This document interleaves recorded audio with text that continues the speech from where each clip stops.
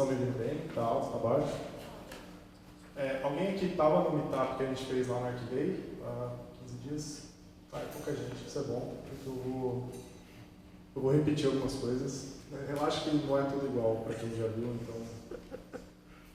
Mas vai ser um pouco igual.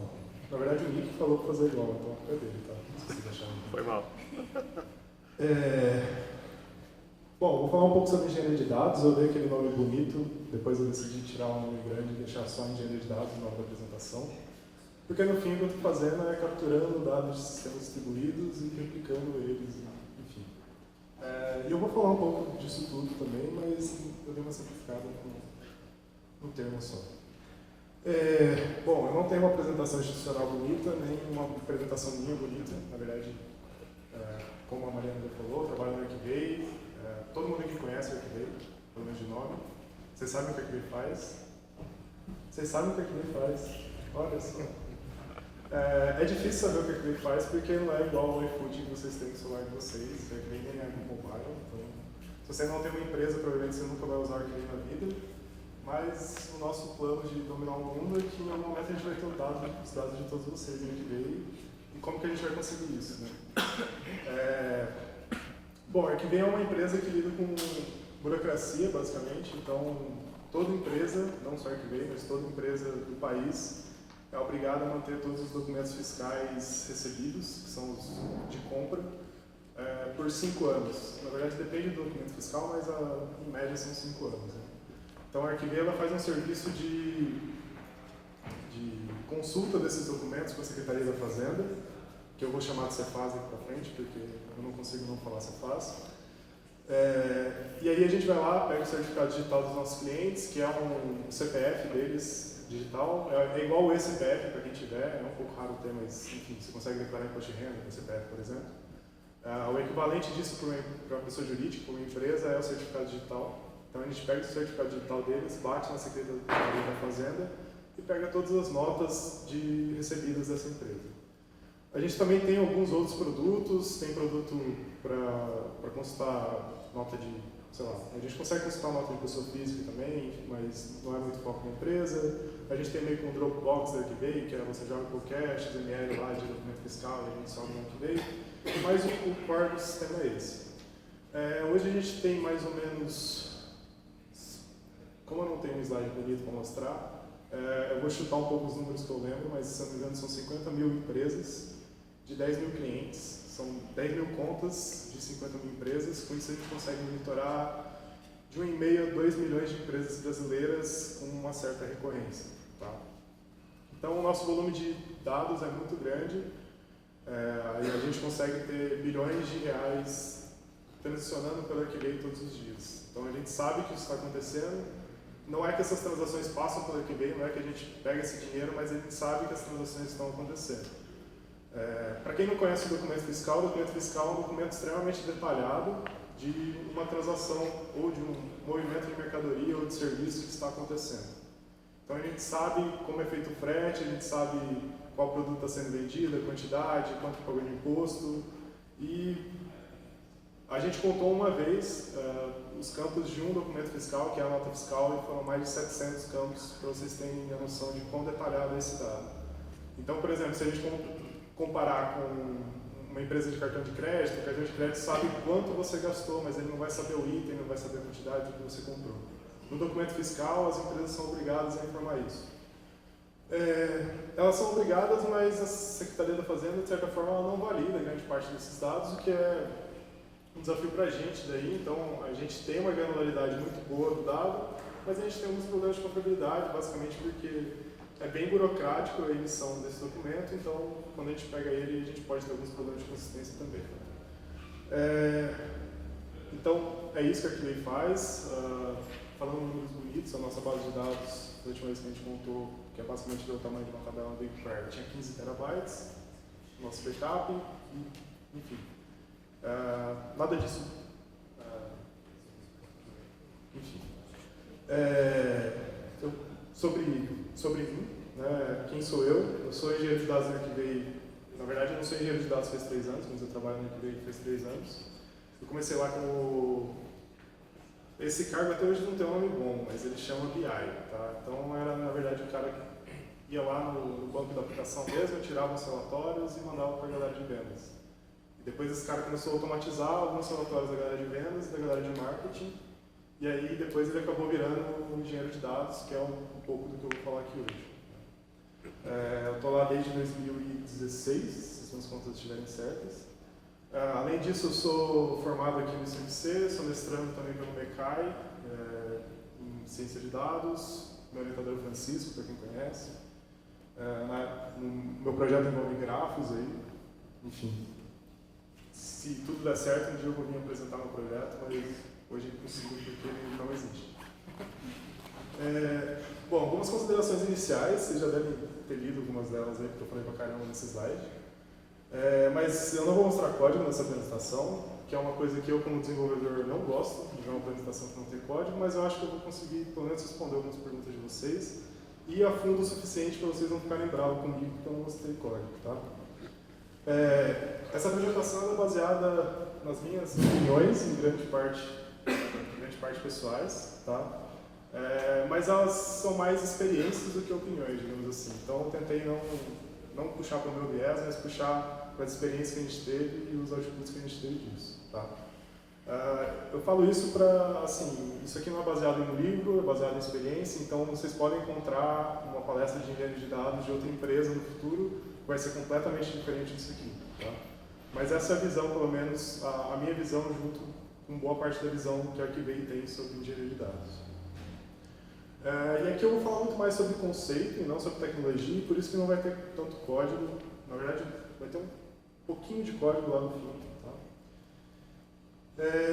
Bom, o roadmap aqui, eu vou falar um pouco sobre o objetivo da engenharia de dados, depois sobre como você organiza a engenharia de dados na sua empresa, como a gente vê que ela deve ser organizada, depois sobre como é a arquitetura de dados, como a gente vê que deve ser uma arquitetura de dados, como você deveria organizar o seu hardware, o seu software para conseguir cumprir os objetivos que a gente tem lá em cima. E depois falar um pouco sobre Data Warehousing, na verdade, falar um pouco sobre o banco de dados final lá, que é a nossa entrega. Bom, falando um pouco sobre o objetivo da área de engenharia de dados, na verdade, é inteligência dos negócios, né? Business Intelligence. Tem aquele laser legal? Tem. Um indicador. Aquilo ali é um indicador de quantas buzzwords eu vou falar nessa apresentação. Então, essa aqui é a primeira, tá? Então, BI. E BI é uma coisa baseada em perguntas, tá? Então, a gente tem algumas perguntas que uma empresa quer responder. Então, qual é o faturamento do mês de julho? Por exemplo, é uma pergunta que uma empresa quer responder. Quão qualificadas elas são? Quão qualificadas as contas de julho são? Quantas contas foram vendidas, qual o plano mais vendido, previsão de faturamento, perfil de cliente.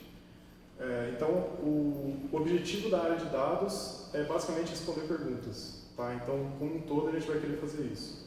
Às vezes, essas perguntas não vêm nem da própria empresa, vêm de um cliente. Então, o cliente quer saber quanto que ele está gastando, quanto que ele está vendendo, com base nos dados que você tem dele. Tá?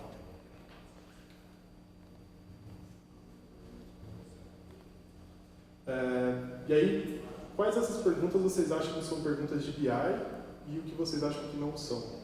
Por exemplo, ali, qual o faturamento do mês de junho? Isso é uma pergunta de BI? Quem acha, levanta a mão. Ok, ninguém acha. Vocês não acham que vocês estão com vergonha ou vocês não acham que... Tá, ok, vocês não acham realmente. Qual que é a previsão de faturamento para o mês de julho, então? Quem acha que isso é uma pergunta de BI, levanta a mão. Beleza. Exatamente isso. Na verdade, eu selecionei 3 perguntas que para mim são perguntas de BI, são perguntas mais analíticas realmente. E por que essas perguntas eu chamei de perguntas de BI, que na verdade são um nome ruim para um conceito que é realmente difícil explicar. Porque quando eu pergunto só quantas contas foram vendidas no mês, na verdade é uma métrica de processo. Isso qualquer empresa devia nascer com. Porque você tem que saber isso desde o começo. Se você tem uma empresa, você tem um processo, então você devia medir esse processo para saber se ele está indo bem ou não. Se você não mede, você não sabe se isso está acontecendo. É lógico que muita empresa não faz isso. E aí, no começo da área de BI, normalmente acaba tendo que responder essas perguntas. E no caso da QB é até engraçado que, por exemplo, quando a gente contou o total de contas que a gente tinha, a nossa contagem dava menos do que a contagem da equipe de vendas. E aí como é que você vai falar para a equipe de vendas que, na verdade vocês venderam 20 contas a menos? Então, esse é o primeiro problema. Então, a área de BI é responsável também por esclarecer coisas. Então, quando a gente fala de métrica de processo, essa área também é responsável por definir bem as coisas para conseguir sanar esse tipo de problema na empresa, sabe? E aí depois da primeira parte, que é a métrica de processo, que vai basicamente de contagem, filtro, relatório, normalmente isso é tirado do banco de aplicação mesmo, porque o banco de aplicação já guarda esses dados. A gente tem uma etapa exploratória, que ainda não é BI, mas é a descrição dos dados, definição de alguns padrões simples, que é basicamente você vai ver qual que é a distribuição dos dados, enfim, saber coisas absurdas dos seus dados, coisas que não fazem sentido, que está ali no meio, enfim. Ali é uma análise bem exploratória, bem por cima, mas o que você quer mesmo é conhecer padrão, é dar suporte à tomada de decisão e, na verdade, até um pouco mais que isso, você quer entregar valor através dos dados. Né? Então, como é que a gente faz isso? A gente faz isso com novos produtos, a gente faz isso com buscas, relatórios mais rápidos, a gente faz isso com mais consistência, a gente faz isso respondendo perguntas que não eram respondidas antes. Então, quando a gente fala da área de dados como um todo, não só da área de engenharia de dados, a gente quer chegar nesse ponto aqui, que é entregar dados, que é entregar valor. Desculpa. E aí, para isso, a gente só precisa saber disso aqui. Então, a gente precisa saber gerenciar cluster, porque quando sua empresa cresce, os dados não cabem mais em Postgres, então você começa a usar um banco distribuído, você começa a ter problema de processamento, você começa a usar microserviços, você começa a usar, sei lá, Kubernetes para rodar seus microserviços, você começa a ter problema de ingestão de dados, então, sei lá, você começa a ter que precisar um Kafka, por exemplo. Você, desde o começo, já nasceu usando uma nuvem, provavelmente, então você tem que saber usar a nuvem, manipular a nuvem.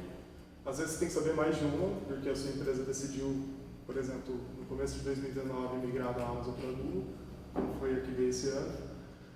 Você precisa saber lidar com pipeline de dados, orquestração, análise de dados, estatística, tudo isso aí para responder aquelas perguntas. Então, a stack de dados é uma stack realmente muito grande, e além disso, em cada um desses passos você precisa tomar cuidado com qualidade, com tolerância falha, com o custo das coisas, com as métricas dos processos que a gente está colocando. Então a gente precisa especializar, certo? Porque um cara que manja muito de estatística provavelmente não vai manjar tanto assim de Kubernetes. Então a gente começa a especializar e aí a gente cria lá um cargo de um cara que gere infra pra gente, que é um SRE, DevOps, cada empresa chama como quiser. Inclusive tem uma seta errada aqui, tá? Eu tinha corrigido, mas eu mandei para Mariana antes. Enfim, a gente tem lá um engenheiro de dados, vai entrar nesse meio, principalmente com a parte de processamento dos dados, orquestração, vou falar um pouco mais disso, mas o ponto do engenheiro de dados é liberar esse cara aqui, certo? O cientista de dados, sem esse acento feio aí, que é o cara que vai fazer a análise, é o cara que sabe de estatística e que não precisa se preocupar com lógica de negócio do sistema, basicamente. Então a gente tenta facilitar a vida de quem está para cima da gente. Né? E qual que é a vantagem disso? Quando você define bem o escopo de cada uma das equipes, você otimiza os esforços de cada equipe, com isso você evita conflito até de você ter um cara que precisa fazer muita coisa, você ter times fazendo a mesma coisa, você ter times fazendo a mesma coisa, que depois, sei lá, trocam de sistema e os dois sistemas, os dois times ficam bravos daí, porque vão achar que os dois sistemas são ruins, porque foram eles que fizeram. Você proporciona independência, com isso você otimiza o tempo, você consegue equilibrar a qualidade e a agilidade, porque você vai ter pessoas mais qualificadas para fazer um certo trabalho. E você também melhora muito a qualidade da entrega quando você tem times mais especializados. E aí o desafio é como é que você faz a interface entre esses times ser eficiente. Né? Então, como é que o time de engenharia de dados consegue entregar as demandas do time de ciência de dados, por exemplo, de uma forma eficiente? É isso que eu vou tentar explicar aqui hoje. Então, o papel do engenheiro de dados, o escopo que a gente define para ele, na Arquivei a gente definiu com 3 palavras, que é o engenheiro de dados, ele é responsável por libertar o dado. No sentido de que o dado ele existe, mas ele está preso num banco transacional. Então, ele está preso num Postgres, você não consegue tirar ele de lá. Por que você não consegue tirar ele de lá? Porque ele é muito complexo, às vezes ele está distribuído em várias tabelas, porque é muito dado, então o seu banco não vai aguentar. Às vezes você vai concorrer com uma aplicação, então você vai estar concorrendo com um cliente, você não pode fazer isso nunca, basicamente, porque se você fizer isso, você vai estar basicamente falindo a sua empresa, porque você está piorando a experiência do seu cliente. E aí o que a gente quer é levar os dados de onde eles estão para onde eles devem estar. Então eles estão num banco de transacional, num banco de aplicação, a gente quer levar num lugar em que eles estejam livres em qualquer um possa acessar eles. Tá? E aí a gente entra no problema fundamental, que é basicamente o título que eu tinha passado para a Mariana, que é como é que a gente replica esses dados, como é que a gente coleta eles de um lugar e manda esses dados para outro lugar usando um sistema distribuído. E aí, uma proposta de arquitetura meio organizacional, que é o modo como a gente enxerga a área de engenharia de dados na Arquivei. Então, a tendência é a gente enxergar a área de engenharia de dados assim, que a gente é uma área, que a gente é a base para outras áreas. Então, em cima da gente vai ter uma área de BI, que vai fazer análise para a empresa, vai ter uma área de desenvolvimento de APIs, por exemplo, para vender dado para cliente. A área de vendas também vai estar acima da gente, porque eles vão ter os relatórios deles. Tá? Então, essa é a primeira visão da área de engenharia de dados. Mas, na verdade, a gente quer que a área de engenharia de dados seja enxuta. Tá? Na Arquivei a gente trabalha com 3 pessoas. E, na verdade, são 2 pessoas e meia, porque tem uma pessoa que está investindo. Né? Então, a gente quer conseguir se manter o menor possível e, ainda assim, deixar as outras áreas escalarem e as outras áreas crescerem. Tá? E no fundo o que a gente quer é isso aqui, que é as outras áreas elas vão estar usando as ferramentas que o time de engenharia de dados está fazendo. Mas o time de engenharia de dados, para quem vê de fora, ele é praticamente invisível. Tá? Então, as pessoas elas têm que conseguir usar as coisas que a gente faz, às vezes sem saber que a gente existe. Tá? Esse é o propósito da engenharia de dados aí. E aí as áreas que a gente coloca dentro da engenharia de dados, na verdade isso aqui está até um pouco desatualizado, porque faltam algumas áreas aqui já. Quando o time definiu que esse era o escopo, a gente não sabia da existência de outras áreas. Né? Então, a gente definiu lá em 6 áreas, que são... a gente tem tecnologias associadas a cada uma dessas 6 áreas, mas a gente vai ter uma área lá de Data Lake, que é basicamente receber o dado e armazenar num lugar seguro. Essa é a proposta do Data Lake. O Data Warehouse vai ser o lugar onde a gente vai realmente expor esses dados para os outros, que é o lugar onde a gente considera que o dado está livre. O Data Ingestion é uma área de permitir que outros times e outros sistemas enviem dados para a gente de forma mais orgânica, enfim, sem saber que eles estão enviando dados para a gente. Processamento de dados é dada a escala dos dados, então a gente precisa ter uma área para isso. Aquisição de dados é uma área um pouco mais de receber dados em batch, mas basicamente de dar uma opção a mais para um outro sistema enviar dados para a gente que às vezes foge um pouco do nosso escopo até, mas que a gente trabalha um pouco mais para ele receber o dado. Né? Eu vou falar um pouco mais disso depois. E depois tem uma área de orquestração, que é garantir que as coisas estão rodando no tempo certo e na ordem certa. Tá? E aí as outras áreas que a gente não sabia que existia, que a gente não encaixou ainda nessa visão, é governança de dados, que é como é que eu controlo acesso, como é que eu cuido da qualidade do meu dado, documentação, que é o principal, unificação de conceito, garantir que a empresa é consistente quando se fala de dados, não só o seu banco de dados. E uma outra área, por exemplo, é a segurança de dados, que é garantir que a gente não está perdendo dado, as restrições de acesso e até restrições legais, que, por exemplo, na União Europeia você tem lá a GDPR, que sei lá, se uma pessoa quiser tirar os dados pessoais dela da sua empresa, ela tem que ter a opção de ir lá e clicar no botão e você não vai conseguir mais ver o dado dela. Então esse é um exemplo de requisito legal. Beleza? Até aqui tudo muito alto nível, mas como é que a gente abaixa um pouco o nível e começa a falar realmente de tecnologia e de como que a gente vai arquitetar sistemas que consigam entregar tudo isso que eu estou falando. Então, normalmente a sua empresa começa assim, o seu problema ele não é tão grande assim. Tá? Na verdade, isso aqui é de um texto do... Esqueci o nome do cara agora. Mas enfim, se vocês procurarem por esse título maravilhoso aqui, vocês vão achar o texto do cara que ele fala basicamente que ele tinha um problema e ele trabalhava numa empresa que usava Hadoop. E aí falaram para ele, você precisa pegar esse CSV e jogar nessa tabela. E ele foi lá e resolveu com script em Python. E todo mundo ficou bravo com ele. E ele falou, por que vocês ficaram bravos comigo? Eu resolvi com script em Python, é muito mais barato isso. Então, realmente, quando você começa, o seu dado ele realmente não é tão grande assim, então você resolve com Python. Então, Python é suficiente na maioria dos casos quando você está no começo da empresa. E quando não resolve, você pode usar vários scripts em Python. Então, é um jeito de você melhorar isso. E o ponto aqui você não precisa, desde o começo, já pensar numa arquitetura gigantesca de processamento de dados, porque isso vai nascer naturalmente se a sua empresa crescer ao ponto de precisar dessas coisas. Então, se você já tem um problema de processamento massivo, ok. Então, vai para Hadoop, vai para Spark, vai para Dataflow. E se não tem, tenta o básico primeiro.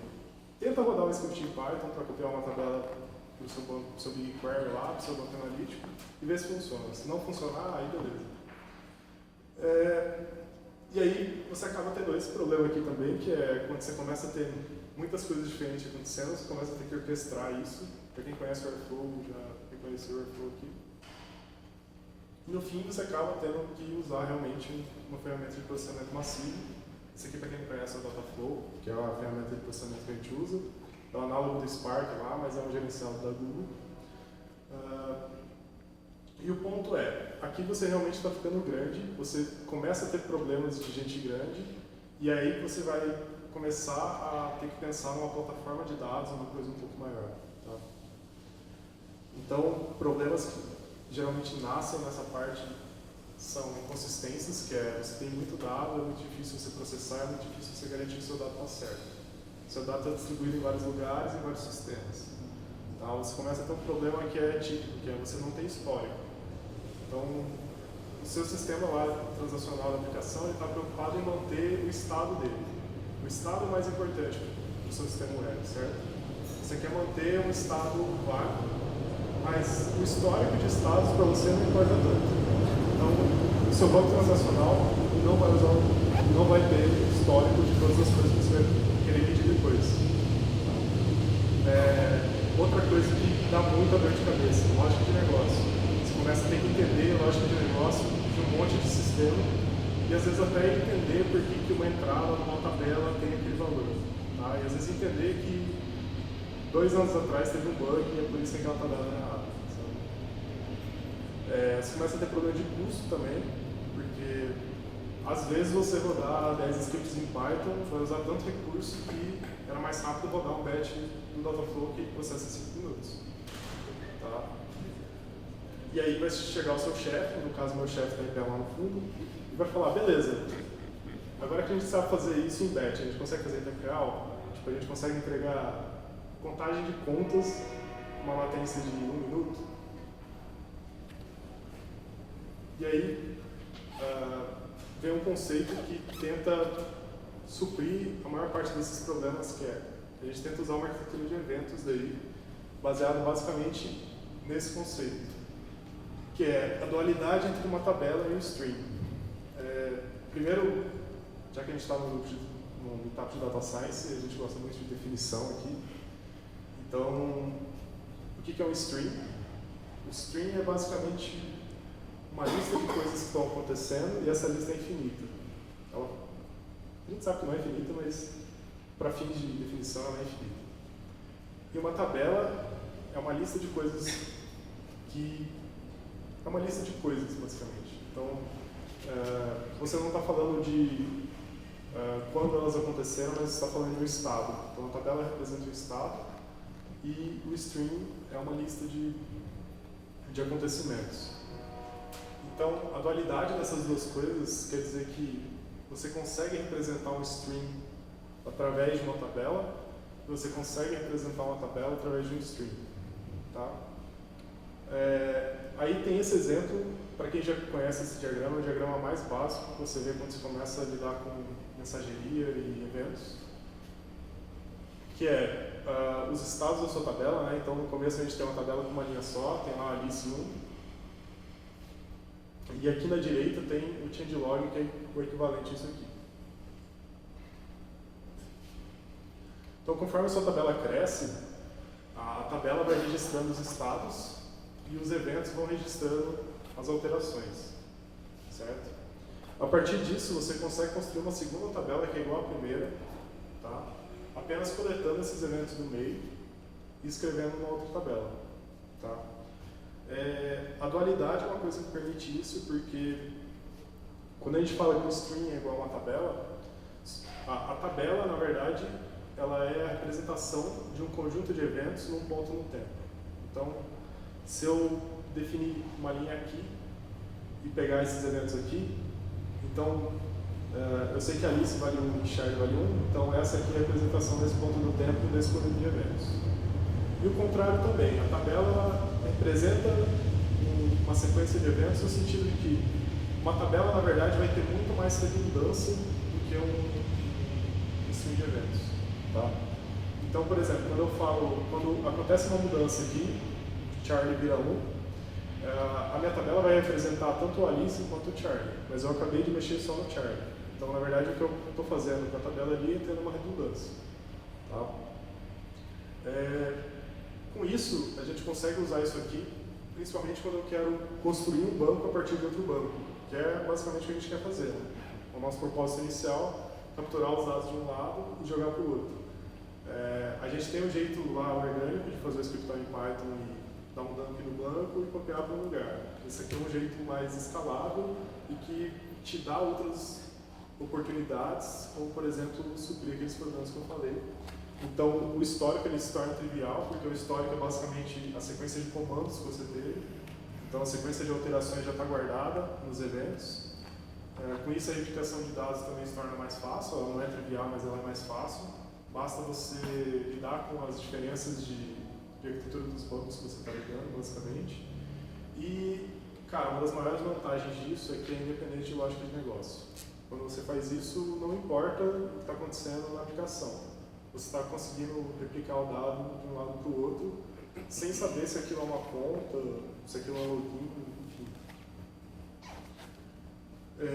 E aí, falando um pouco de arquitetura de replicação de dados, normalmente a gente nasce assim, que é uma arquitetura bem comum nas empresas, que é você tem um sistema lá e você tem a sua fonte de verdade. A fonte de verdade não quer dizer que ela é sempre verdade, mas quer dizer que você confia no que está escrito nela. Tá? Então, por exemplo, se houver um bug na sua aplicação, sua fonte de verdade vai estar errada, mas é a fonte que você tem, é a fonte que você confia. Então, você tem uma fonte de verdade e aí o seu sistema ela mantém a fonte de verdade e manda para uma fila também. Então é assim que começa normalmente. E por que você faz isso? Porque você tem uma aplicação, normalmente essa aplicação já cresceu bastante, porque a sua empresa já está crescendo, ela já começa a ter mais features no produto dela. Então já não é tão fácil você ir lá e refatorar todo o seu sistema. No caso da Archivay, cara, a Archivay é um produto super complexo do nível de a gente tem que ensinar o nosso usuário a usar o Archivay e a mostrar para o nosso usuário que ele consegue fazer no Archivay. É um outro paradigma que é um pouco diferente, por exemplo, do iFood, que tem que ser óbvio para o usuário como ele usa o iFood. Né? Então, se para o usuário já é difícil, para a gente é mais difícil ainda, porque a gente não é contador, então quando a gente entra lá no Archivay, a gente começa a descobrir várias coisas aí estranhas que o governo faz. E aí, se você chegar para o seu programador back-end e falar, beleza, agora eu preciso que você use um Kafka como fonte de verdade, Cara, assim, com certeza você vai apanhar, porque para ele é impensável. Muda a sua fonte de verdade, você tem que enviar o evento. Mas o que acontece se a sua aplicação quebrar no meio por qualquer motivo? Enfim, sei lá, tudo isso na máquina e ela tinha acabado de escrever na fonte de verdade. Você gera uma inconsistência e a sua fila não é mais a reprodução da sua fonte de verdade. Né? Então, esse é o problema dessa arquitetura. Mas essa arquitetura é uma arquitetura muito simples, por exemplo, para traqueamento simples. Ela é basicamente como a Google faz traqueamento de front-end, sei lá. Que é, quando você clica no botão, a Google te manda a Google manda lá para o Google Ads, né, um evento falando que, ó, o usuário tal clicou nesse botão. E o ponto desse tipo de comportamento é que quando você está fazendo esse tipo de coisa, não importa muito para você o que aconteceu ali. Você só quer realmente traquear que aquilo aconteceu.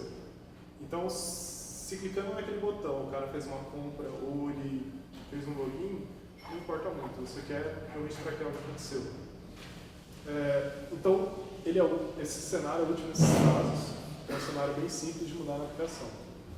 Mas aí você tem um jeito um pouco mais inteligente de fazer isso, que é, quando você quer garantir que a sua fila representa fielmente sua fonte de verdade, você pode mandar a sua fonte de verdade e produzir aquele stream de eventos que eu falei. Então, existem algumas tecnologias que fazem isso, ficam capturando lá o changelog do banco. Então, é até assim, anti-intuitivo você pensar que um banco transacional ele sabe fazer isso. Né? Mas, na verdade, sim, ele sabe fazer isso. O próprio banco transacional ele sabe se replicar. Como que ele sabe se replicar? Primeiro porque ele tem um conceito de réplica nele, muitas vezes. Para quem já trabalha em Google, sabe que lá no Google Cloud SQL e no Amazon, não lembro como é que chama o serviço de banco da Amazon. Oi? PDE, isso. Você sabe que você consegue subir uma instância que vai replicar o master com uma certa latência no meio, certo? Então, existem também algumas soluções open source para fazer isso. Então, esse sistema aqui só vai se preocupar em manter a fonte de verdade dele verdadeira ali. Né? Então, ele escreve no banco e o banco se preocupa em mandar as coisas para uma fila. Tá? Isso aqui já é muito mais consistente e quando você está preocupado aqui do outro lado em mandar para os sistemas que você quer, você já tem umas garantias de consistência a mais, que é, se falhar uma escrita no banco, eu garanto que eu não vou receber o evento na minha fila, então eu não vou contar coisa a mais, dificilmente eu vou contar coisa a menos também, enfim. Mas o ideal, assim, que é o que a gente encontra em muito livro por aí, em muito texto, é isso aqui que é basicamente event sourcing, que é o seu sistema ele vai escrever numa fila, e a partir de agora a fila é a sua fonte de verdade. Então, se você quer derivar um estado, você vai processar a sua fila e derivar um estado no ponto do tempo. Tá? Então, uma conta ela só vai ser criada se você emitir um evento na fila falando que essa conta foi criada. Não importa se está escrito no seu banco que a conta foi criada. Inclusive, você pode construir o banco da aplicação a partir da fila, né? Que é justamente a dualidade entre stream e tabela. Só que isso aqui é uma coisa bem difícil de fazer e até de achar empresas que realmente são construídas em cima disso. Tanto que o cara que fez isso, não o cara que fez isso mesmo, o cara mais famoso a fazer isso é o Jay Krabs, que fez isso no LinkedIn. E hoje ele tem uma empresa basicamente só de fazer isso, que é a Confluent, que é quem cuida do cara. E os resultados de usar essa arquitetura é que você consegue replicar dados de um lado para o outro de uma maneira muito mais simples. Então, fica muito mais fácil você construir um DW, você construir novos produtos, você diminui o retrabalho entre os times e você consegue ter times mais focados com um escopo mais definido, que eu acho que é o grande ganho de você usar esse tipo de arquitetura. Que é você deixa times independentes, eles vão conseguir trabalhar de formas independentes. Tá? Então, a partir do momento que todos os times sabem replicar seus dados de um lado para o outro, eles facilitam o trabalho do time de engenharia de dados e eles conseguem usar isso de várias maneiras, até para se comunicar mesmo. O sistema quer comunicar com o outro, beleza, usa o sistema de mensageria que a gente está fornecendo para vocês. E a gente Na Archivay a gente meio que montou uma Archivay dentro da Archivay, que é, se o sistema quer se comunicar com o outro, a gente fala, beleza, usa a nossa fila aqui. Você só está se comunicando com o outro. Mas a gente está lá na fila também, sabendo tudo que está acontecendo. Então, é como se a gente pegasse o certificado digital dos nossos times e consultasse na nossa fila. A gente é bem stalker. E aí, no fundo, o que a gente quer para conseguir entregar valor através dos dados e, enfim, responder aquelas perguntas, dar independência para os times, fazer todas aquelas maravilhas, a gente quer construir uma plataforma de dados, que é uma base, um conjunto de ferramentas que os times vão conseguir usar para fazer tudo isso que eu falei. Tá?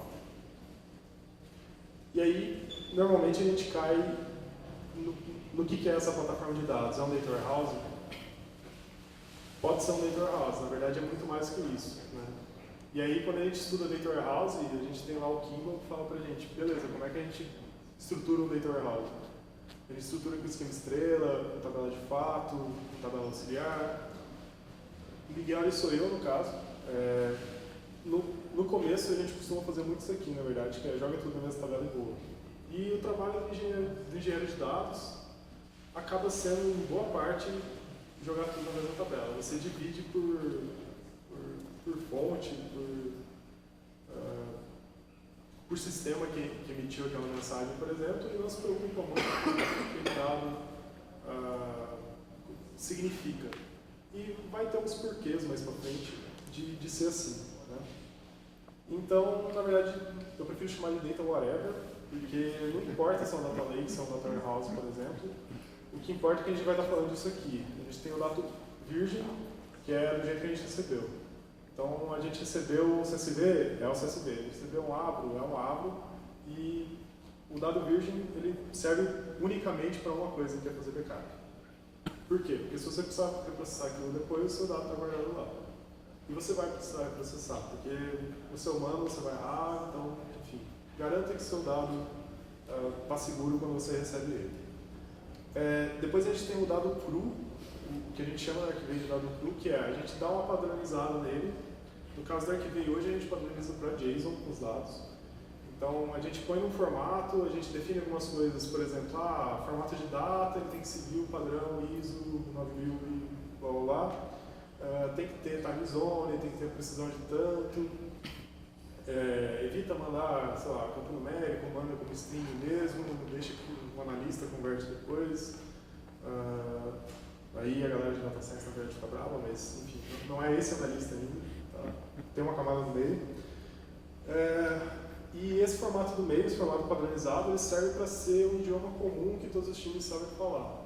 Então, todo mundo, quando a gente recebe esse dado já padronizado, a gente fica muito feliz, na verdade, porque já facilita bastante a nossa vida, porque a gente não precisa pegar o dado virgem e transformar em um dado cru, um dado padronizado.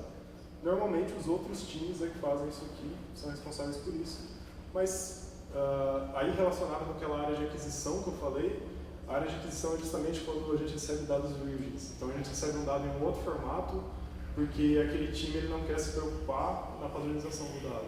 Tá? E não acaba aqui, mas onde a gente quer chegar é no dado parseado, que é basicamente, a gente conhece todos os campos, para o engenheiro de dados não importa muito o que aquele campo significa, importa um pouco se aquele campo é numérico, se ele é string, se ele é data, mas a gente vai evitar fazer padronização aqui, porque quando você padroniza alguma coisa, na verdade você está perdendo o dado, então você está tirando o dado lá da frente. Tá? Então, por exemplo, se você pega uma data, você supõe que essa data está errada por algum motivo, você aplica um padrão nela, dá um match lá na string e fala, isso aqui não é uma data. Para você, para a gente que é engenheiro de dados, primeiro, não importa tanto se essa data está certa ou está errada, porque vai importar na análise lá na frente. Né? A gente vai se preocupar com a qualidade mais no sentido de que a gente vai garantir que todos os dados estão chegando, que eles estão chegando com a granularidade correta e que eles estão chegando padronizados da forma correta. Então a gente vai conhecer os campos no sentido de que a gente sabe quantos campos uma tabela pode ter, um evento pode ter. Então não importa muito o que o evento significa. E aí a gente vai fazer apenas alguns parsings, por exemplo, data e timestamp. A gente tenta padronizar apenas o essencial, que é data de criação, data de atualização, e alguma coisa bem semântica, por exemplo, na Arquivei, a data de emissão de uma nota é uma coisa bem semântica, uma coisa bem comum a vários sistemas. Então, quando sistemas diferentes estão falando da data de emissão de um documento, é claro para todo mundo que é a data de emissão. Então, apesar de ser uma informação da lógica de negócio, é uma informação que é clara para a empresa que ela é. Tá? E aí a gente tem que constrói essa stack aqui. A gente tem os dados virgens, os dados crus, os dados parseados, e a gente quer chegar em alguma coisa aqui que não é bem o dado parseado, porque a gente quer, lembra, fornecer aquela plataforma que as pessoas conseguem responder perguntas, mas, pô, se eu estou mandando uma data errada para a pessoa, ainda não está do jeito que eu quero, né? Então, aqui do dado parseado para esse data whatever, na verdade, tem um outro trabalho que é, primeiro, realmente padronização, limpeza, né, desses dados que realmente estão errados. Mas tem um trabalho também de definição de conceito. Na Arquivei, quando eu falei que a gente contou contas, que a gente contou lá quantas vendas a Arquivei tinha feito na história, quantos clientes a gente tinha. A gente teve 20 contas a menos na Arquivei do que a equipe de vendas falava que tinha. O que aconteceu? Enfim, a nossa definição de cliente, de conta vendida, era diferente da definição da equipe de vendas de conta vendida. E aí o que a gente teve? E isso era um pouco mais grave, na verdade, porque cada time tinha a sua definição de conta e de cancelamento também. Então, cancelamento é uma coisa muito engraçada, que ninguém quer ter cancelamento, mas cada um define cancelamento da forma que é melhor para as suas próprias métricas. Então, para a equipe de vendas, sei lá, a equipe de vendas ia lá e definia que, não, beleza, o cancelamento ele só acontece se o cara te dá um login. Então, ele pode criar a conta se ele nunca logar depois, ele pode nunca mais usar, ele pode ter pedido para assinar, mas ele precisa fazer um login de novo depois para ser um cancelamento, para ter sido considerado um cliente, né, naquele ponto do tempo. Para a equipe do financeiro, o que importa, na verdade, é outra coisa. Aquele cara pagou um boleto, então se o cara pagou um boleto, quer dizer que se ele pagou um boleto e deixou de usar depois, então ele é um cancelamento. Se ele nunca pagou um boleto, é como se ele nunca tivesse passado por Arquivei para o financeiro. Isso acontece muito porque, enfim, cada um quer otimizar a sua métrica, cada um quer medir do seu jeito. E aí foi um trabalho que o time de engenharia de dados fez, na verdade foge até um pouco do nosso escopo, mas era parte do amadurecimento da empresa para construir uma plataforma de dados, que a gente foi lá e definiu exatamente o que era uma conta, exatamente o que era um cancelamento, e isso hoje deveria ser, pelo menos, padrão para a empresa inteira. Tá? Então a gente foi lá e realmente apresentou para todas as áreas, falou, beleza, esse é o conceito que você está usando, esse é o conceito de conta, e quando a gente contar, a gente vai falar esse número aqui, que é o nosso número de clientes. Mas na verdade, quando a gente bateu 10 mil contas, a gente tinha 9.980. Porque, enfim, a gente queria beber a cerveja lá e era uma sexta-feira, então a gente não quis corrigir.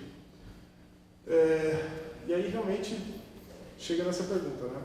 A partir do momento em que eu consigo, eu não necessariamente tenho, né? Mas eu consigo buscar dado em qualquer banco de qualquer sistema e jogar ele parseado, segundo a minha definição de parseado, no BigQuery, no meu banco analítico, acabou o trabalho de engenharia de dados? Na verdade,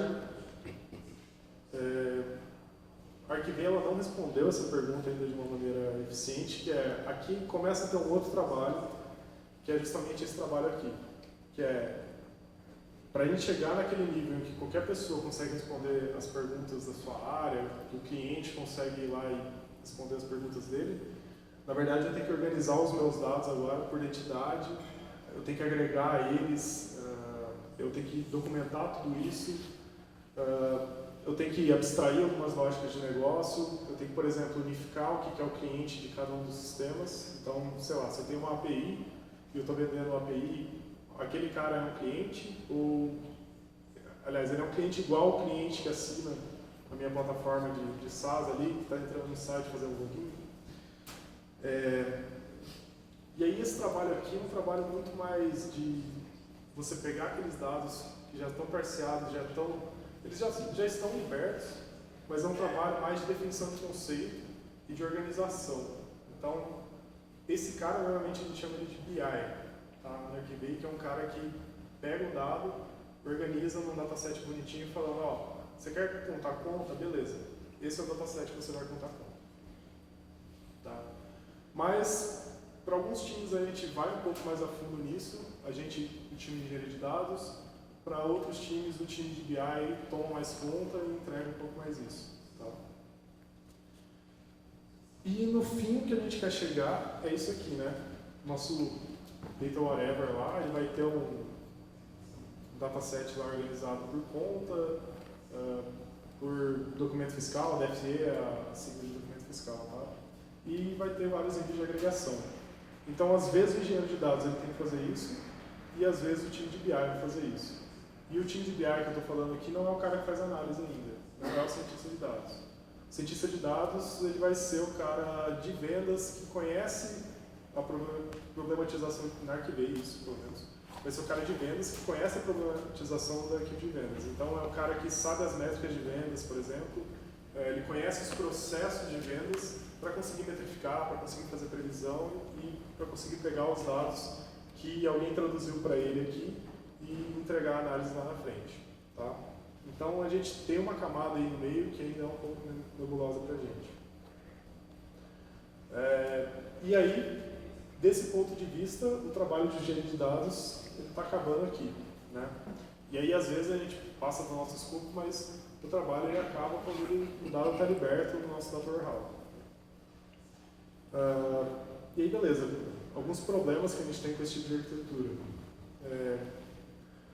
Como é que a gente sabe se um deploy que a gente fez naquela camada de baixo não impactou alguma métrica lá de cima? Como é que a gente faz grandes deploys? Que é, precisei refatorar todo o sistema de conta, porque eu estava usando Dataflow, agora eu estou usando Spark, e, enfim, eu quero fazer essa mudança. E essa é uma pergunta difícil e a gente não sabe a resposta ainda também. Tá? Mas a gente tem alguns insights, que é como é que você sabe se o deploy realmente impactou algo? Você não sabe, então quando aquele time do meio ele vai padronizar as coisas e liberar para outro time mais alto nível, mais agregado, ele materializa aquilo, então ele meio que faz o backup ali no meio, então ele guarda aquele dado que ele extraiu. Se ele está extraindo todo dia, no começo do dia ele vai lá e guarda. Então, por exemplo, se eu fiz o deploy hoje e amanhã eu tive um problema, eu consigo ir lá e recuperar o dado de ontem e manter uma certa consistência, lógico que perdendo os dados mais recentes, mas é um jeito de fazer. E outra solução que a gente deu foi versionar um banco, que é um negócio, um banco não, é um dataset, que é um negócio um pouco estranho de fazer, porque a gente está muito acostumado a falar em versionamento de código, e quando a gente fala em versionar um banco, é meio estranho realmente, né? E como é que a gente versiona um banco? Tem algumas formas de fazer isso, a gente pode fazer nível de tabela, nível de dataset, mas normalmente a gente realmente copia o banco inteiro para um banco novo, e aí vai migrando as camadas de cima aos poucos, e aí a gente vai descontinuando o banco antigo aos poucos. Então, é um esquema de versionamento. Tá? E aí não tem nada a ver com Git e com os funcionamentos de versionamento. E aí, a pergunta que eu já tentei responder um pouco, na verdade esse slide está falando do lugar, que é onde acaba o escopo de engenharia de dados. Na visão do Archibase, a gente tenta, no máximo, colocar ele aqui. O time que constrói isso aqui, na verdade não o time, mas as skills que a pessoa precisa para construir isso aqui, elas são totalmente diferentes das skills que você precisa para chegar aqui. Tá? E aí o time de análise ele vai estar plugado aqui em cima, na verdade. Então o time de sales lá, o time de ciência de dados é um time que não vai estar em nenhuma dessas duas caixinhas. Enfim. Algumas conclusões, eu sei que foi bem aberto essa talk aí. O foco é sempre a entrega de valor. Então, quando você for priorizar alguma tarefa, algum projeto, tenta focar na entrega de valor e também focar em não fazer overengineering aí. Sei lá, entrega seu script em Python mesmo se aquilo lá entregar valor suficiente para você. Normalmente não é tão grande, então tente soluções menores, tente não fazer algo muito complexo. A dualidade tabela é um conceito importante também para vocês estudarem, não é uma conclusão, na verdade, é um conceito que eu gostaria que vocês se aprofundassem. Evento salva muita vida de um engenheiro de dados, então se você é back-end, use eventos, porque você vai estar fazendo engenharia de dados feliz. Se você é um cientista de dados, agradeça que eventos existem. E acho que o ponto dessa fala toda aqui é, cara, define bem os escopos dos seus times, tá? Para você tentar não ter aquele overlap de o cara precisa manjar de muita coisa e para ficar bem claro o que cada time está entregando, tá? Então, isso é importante. Algumas leituras recomendadas aí. Eu tinha falado do Kimball lá no começo, leiam o Kimball. O Kimball é um livro sobre design de data warehouses. Na verdade, procura só Kimball lá em livros na Amazon, que você vai achar os livros dele lá. E o Kimball, ele é bem arcaico, porque ele escreveu todos os livros dele numa época em que existiam poucos bancos distribuídos, ou na verdade até existiam, mas eles eram um pouco disseminados. Então a visão dele é mais como você constrói um data warehouse usando os conceitos de um banco transacional tradicional, né? Mas se você abstrair isso, o Kimball é um livro excelente, porque ele também fala muito de como você consegue organizar dados de diferentes semânticas de uma maneira que faz sentido. Então, para a galera que trabalha naquele meio lá de eu pego meu dado parseado e transformo em conceito, o Kimball tem muito essa pegada também, sei lá, eu tenho um dado financeiro e a genialidade do Kimball talvez é conseguir identificar tudo que tem dados financeiros para você conseguir organizar isso de uma maneira eficiente. Para quem se interessou em eventos streaming, leiam esse livro do Jay Kreps. Ele é bem fininho, na verdade. O Jay Kreps tem vários textos aí na internet. Enfim, sigam ele no Twitter também, que é bem ativo. Que é o iArtLogs, é realmente um coraçãozinho aqui. Vocês vão achar com esse nome mesmo. É um livro ele fala sobre a dualidade de streaming e tabela e ele vai um pouco mais a fundo. E, cara, se você ler esse livro, você nunca mais vai querer usar uma tabela na vida, você vai sempre querer usar eventos. Mas isso não vai acontecer na sua vida. Sobre a arquitetura de dados e essa parte um pouco mais alto nível de como você faz aplicações que são escaláveis a nível de dados, como você monta uma plataforma de dados. Tem esse livro do Martin Kleppmann, que é meio que a bíblia do engenheiro de dados. Ele fala muito sobre vários dos problemas de consistência que eu falei, de como é que você resolve esses problemas também, o problema da falta de histórico. Ele já fala um pouco de eventos também. E tem 2 capítulos de um livro da Google, que é esse site Reliability Engineering, que é o livro a bíblia da SRE daí, na verdade, né? Ou DevOps, enfim. Esses 2 capítulos eles também falam um pouco de como você constrói uma arquitetura, como você mantém uma arquitetura e mantém o seu sistema de processamento de dados sendo tolerante à falha, tendo uma segurança apropriada. Então, para quem quiser trabalhar com engenharia de dados também, isso é bem importante. A gente tem o blog da Arquivei no Medium, engenharia.arquivei.com.br, e a gente tem o GitHub da Arquivei também, github.com/arquivei.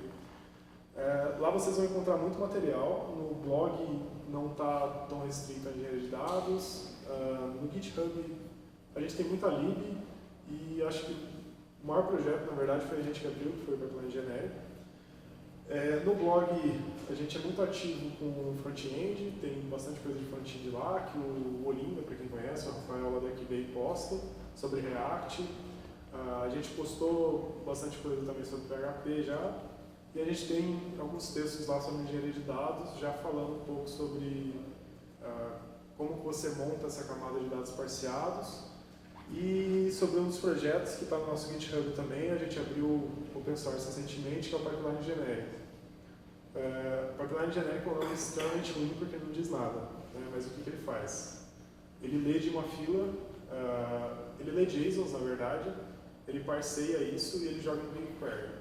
Beleza, qual que é a mágica disso? Ele consegue lidar com as mutações de tabela no BigQuery. Então, o BigQuery não tem um sistema de migração, como tem, por exemplo, você consegue fazer no Postgres, né, ir lá e alterar uma tabela. No BigQuery você consegue também, mas não existe nenhum sistema que gerencie isso de uma maneira fácil para você. Então, a gente montou lá o pipeline genérico, que é um pipeline que ele vai ler de uma fila, de um PubSub, de um Kafka. Vocês podem alterar esse código do jeito que vocês preferirem. Se precisarem de ajuda também, chama a gente que a gente explica um pouco o código para vocês. Mas ele vai primeiro lidar com a alteração nos dados. Então, se eu recebi um evento com um campo novo, ele vai lá e adiciona esse campo na tabela. Se um campo mudou de nome, ele sabe lidar com isso. E se você recebeu um evento que ele não pode ser processado, você também tem um DLQ para ele. Então, é um pipeline tolerante a falhas. E aí, para quem usa PHP, tem uma lib de Kafka lá, em PHP também, que a gente costuma usar aqui, inclusive. E aí vai ter várias coisas, tem coisa em Go lá, enfim. Visitem o GitHub, porque ele é bem útil. Bom, foi bem alto nível, eu sei. Mas a intenção aqui é falar um pouco sobre engenharia de dados. Acho que faz sentido a partir do momento que a gente está no Meetup que não é da área. A gente está no Meetup da galera de ciência de dados, então eu tentei dar esse overview para vocês. A gente está puxando mais conversa sobre engenharia de dados e tentando ir mais a fundo nisso pelo OpenSanka. Então a gente está tentando fazer recorrentemente, todos os meses, conversas sobre engenharia de dados. Então a gente teve já esse mês, a segunda semana, não lembro de que foi, mas foi lá na RQB e aí eu dei uma palestra bem parecida para quem não viu. E a galera da Raccoon já foi e mostrou a arquitetura de BI deles também. E a gente quer, enfim, a gente quer a participação de outras empresas também, para ir lá falar de Kafka, falar das soluções que vocês têm. E se aprofundar um pouco nessa área que está crescendo mais em São Carlos. Uma área bem triste um bom tempo atrás, porque só tinha na Arquibay, praticamente, a área de engenharia de dados aí. Bom, vou abrir agora para perguntas. Tem aqui os meus contatos. Então, meu e-mail da Arquibay, meu Twitter. No Twitter eu tento compartilhar um pouco conteúdo de dados bons também, além de postar piadinha e foto de gatinho. E o meu LinkedIn, para quem quiser contato profissional, está aí também. Também estou no Slack do Pensando lá, só procurar lá na área Miguel. E é isso aí. Dúvidas, perguntas, para quem teve aula com o Ismania, no CMC. Ninguém teve aula com o Ismania? Caramba, não. Ismania aposentou? Não? Enfim. Alguém tem alguma dúvida?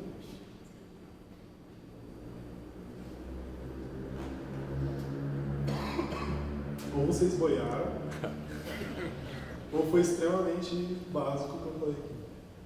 Eu fico triste nas duas hipóteses. Eu tenho.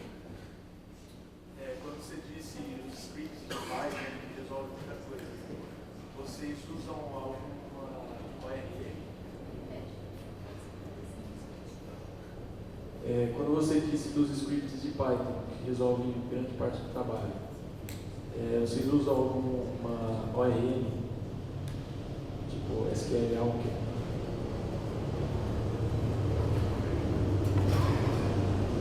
Então,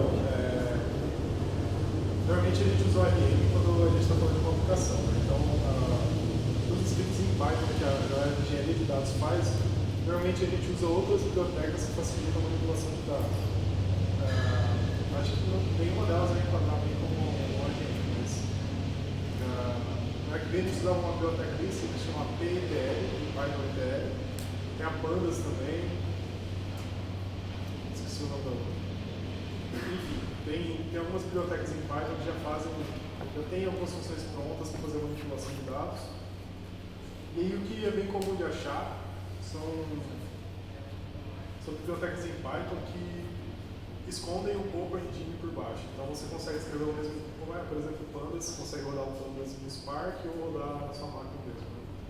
Então, a gente não usa o ORM, mas a nossa aplicação usa, a nossa aplicação é PHP, ela usa o Blend lá. Então, quando a gente faz a transformação de dados, não faz tanto sentido você usar o ORM, porque, na verdade, para a gente, não importa muito como o dado está organizado, que é a função do ORM, ela tem a consistência do abstrair, parciar ele. Para a gente quer ser o mais genérico possível, então vou tratar da maneira mais genérica possível, e acho que por isso que não faz sentido. Beleza? Mais alguma pergunta? Não? Então, obrigado pela presença de vocês, espero que esse...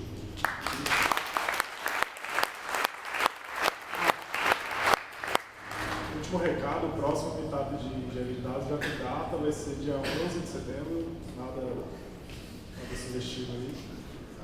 E provavelmente vai ser no ano que vem, mas sigam o pensando que a gente vai divulgar por lá. Tá? Obrigado. Valeu. Obrigada, Leonardo. Agora eu vou chamar o Dave, então, para dar continuidade aqui nas apresentações. Eu vou colocar